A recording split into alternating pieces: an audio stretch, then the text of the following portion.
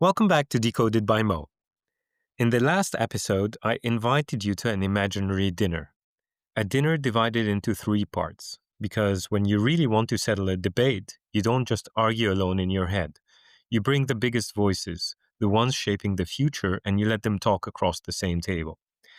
Only then you can weigh your own views, test their ideas, and get closer to a real conclusion. So, in part one, I began with Mo Gawdat, bold, uncompromising, and unafraid to say what others hesitate to. His claim was clear: AI will take all jobs, not some, not most, all. And the idea that new ones will magically appear, in his words, is 100% crap. To Gaudet, the only things left will be what's deeply human: care, empathy, love, and presence. I also brought in a Gen Z perspective, my niece, who believes AI should actually be banned in schools because it's already making students lazy. She refuses to use it for her assignments, even while others embrace it to save the time for sports, hobbies, and friends. Two very different takes, but both pointing to the same danger. If we stop using our minds, we risk losing them. That was part one, and it left us with a stark warning: a world where jobs vanish, skills atrophy, and humanity must rediscover meaning beyond work. But this conversation is far from over. Tonight, as the main course arrives at our imaginary dinner, two new voices lean in. One with optimism as bold as sunlight, and the other with caution as heavy as stone. Before we dive in, if you're finding this podcast valuable, please take a moment to hit follow or subscribe and share this podcast with others. I'm still in the early stages of building Decoded by Mo, and your support really matters. Every listen, every share, every comment helps me bring these discussions to more people, and I truly appreciate it. So, picture the dinner table again. The appetizers are finished, the main course arrives, and another voice leans forward. This time, it's Peter Diamandis. Peter is an entrepreneur, a futurist, the founder of X Prize Foundation, which designs global competitions to tackle humanity's toughest problems, from spaceflight to clean energy. He's also the founder of Singularity University, an institute in Silicon Valley that trains leaders to use exponential technologies to save big challenges. Peter speaks with relentless optimism. His core message is abundance. He believes that every technological revolution creates more than it destroys, and that AI, far from collapsing work, will open opportunities we can hardly imagine now. Peter insists that technology doesn't shrink the pie, it makes the pie bigger, often in ways nobody expects. To understand Peter's optimism, I want to take you back to one of humanity's oldest stories: the myth of Prometheus. Prometheus was a titan who loved mankind. At that time, humans were fragile, cold at night, hungry, and defenseless. The gods, on the other hand, had fire, but they kept it for themselves. Fire was power, warmth, light, protection, as well as the spark of innovation.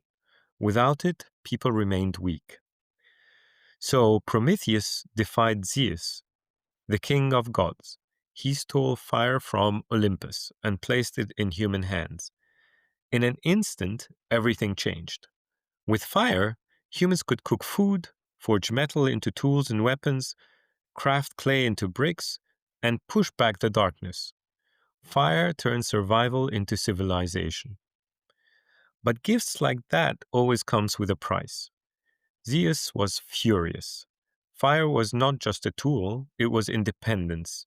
It meant humans could grow strong enough to challenge the gods themselves. And so Zeus punished Prometheus with endless torment. Chained to a rock, his liver devoured by an eagle every day, only to grow back each night.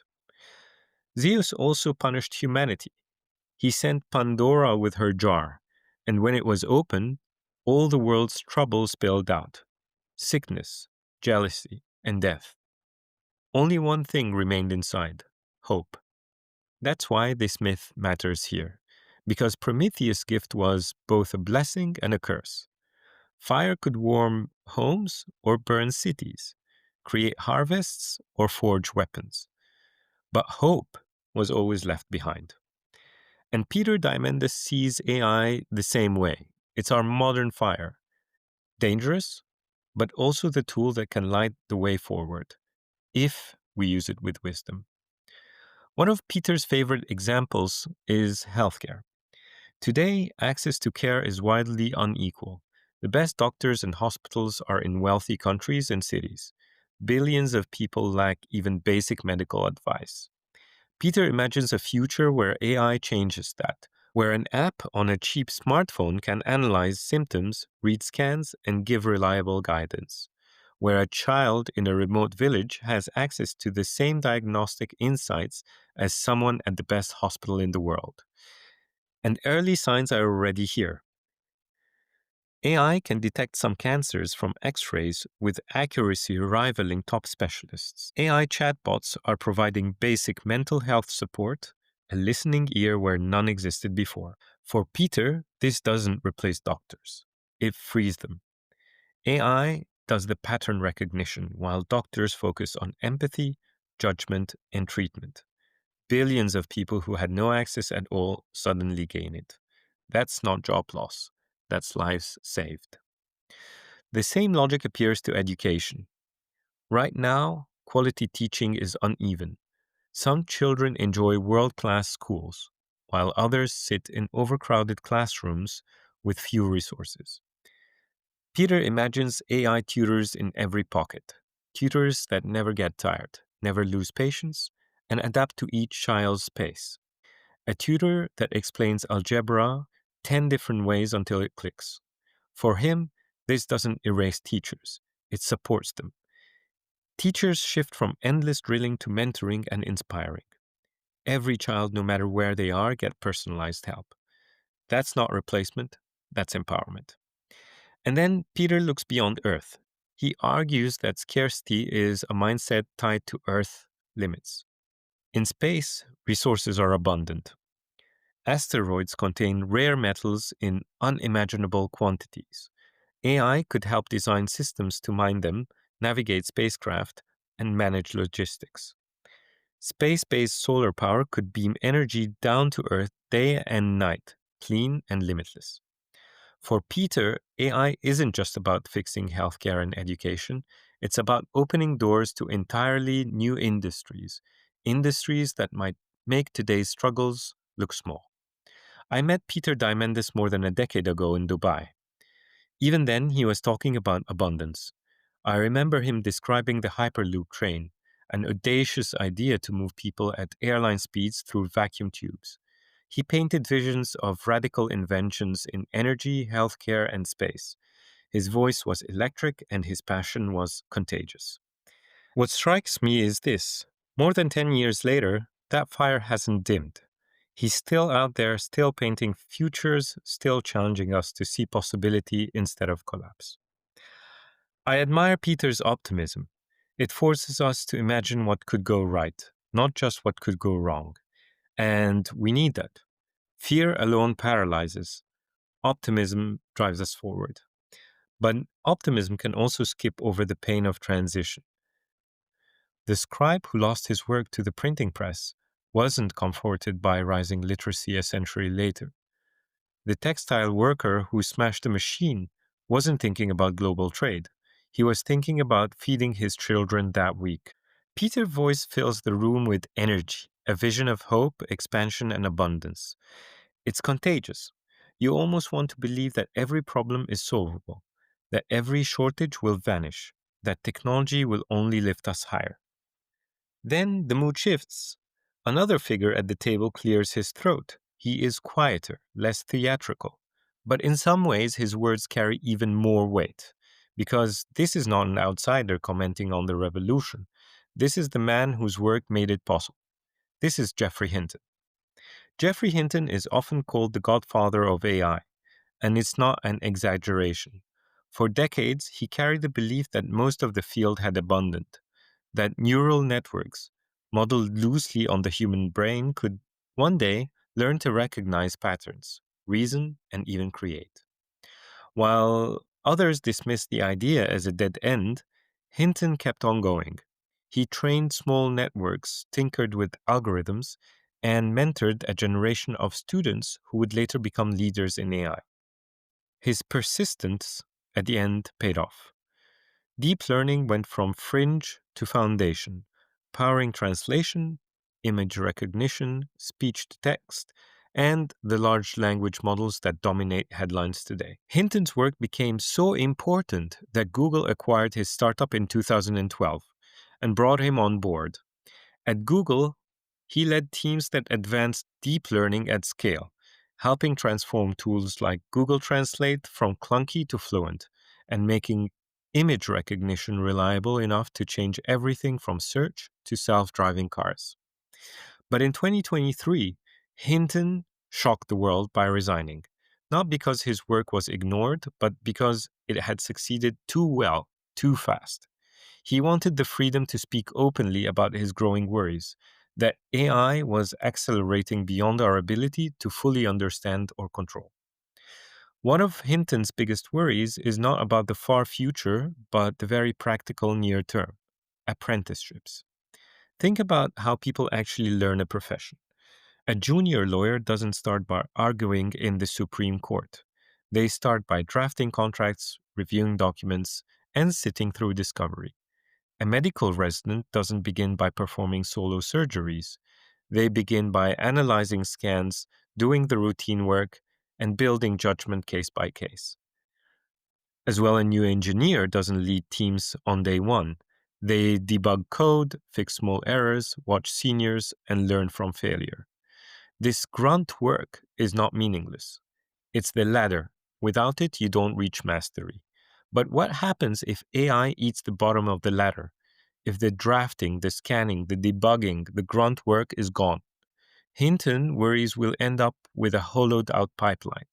Professionals at the top, but fewer and fewer learning how to get there. The short term looks efficient. The long term produces a gap of expertise.